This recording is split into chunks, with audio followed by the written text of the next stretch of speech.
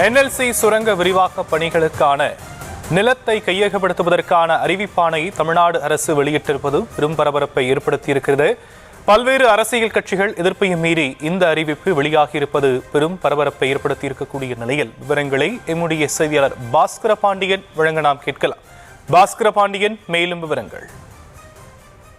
கடலூர் மாவட்டம் குறிஞ்சிப்பாடி வட்டத்திற்கு உட்பட்ட தென்குத்து கிராமத்தில் Neyveli lignite corporation India limited நிறுவனத்தினுடைய சுரங்கம் 1A விரிவாக்க திட்டத்திற்காக நிலங்களை கையகப்படுத்துவதற்கான அதிகாரப்பூர்வ அறிவிப்பை தமிழ்நாடு அரசு வெளியிட்டிருக்கிறது.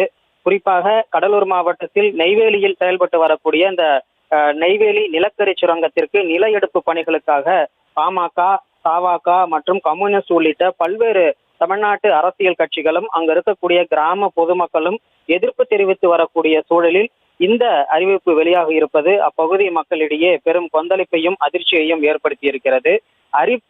இந்த அறிவிப்பு வெளியிடப்பட்டிருக்கக்கூடிய சூழலில் இந்த அறிவிப்பு வெளியிடப்பட்ட 30 நாட்களுக்குள் சம்பந்தப்பட்ட நில உரிமையாளர்கள் அல்லது நிலத்தின் மீது பற்றுள்ளவர்கள் தங்களுடைய எதிர்ப்புகளையோ அல்லது கருத்துகளையோ எழுத்துப்பூர்வமாக தெரிவிக்கலாம் எனவும் அந்த அறிவிப்புகளின் அடிப்படையில் விசாரணையானது நடைபெறும் எனவும் தெரிவிக்கப்பட்டிருக்கிறது. குறிப்பாக இந்த நில எடுப்பு பணிகளுக்கான சிறப்பு வட்டாட்சியரின் அறிவிப்பு இதில் தெரிவிக்கப்பட்டிருக்கிறது. வரக்கூடிய இந்த எதிர்ப்புகளை வரக்கூடிய 15/9/2026 அன்று காலை 11 மணிக்கு நெய்வேலி 2வது சிறப்பு துணை ஆட்சியர் நிலத்தை கையகப்படுத்தக்கூடிய சிறப்பு துணை ஆட்சியரினுடைய அலுவலகத்தில் நடைபெறும் எனவும் கூறப்பட்டிருக்கிறது.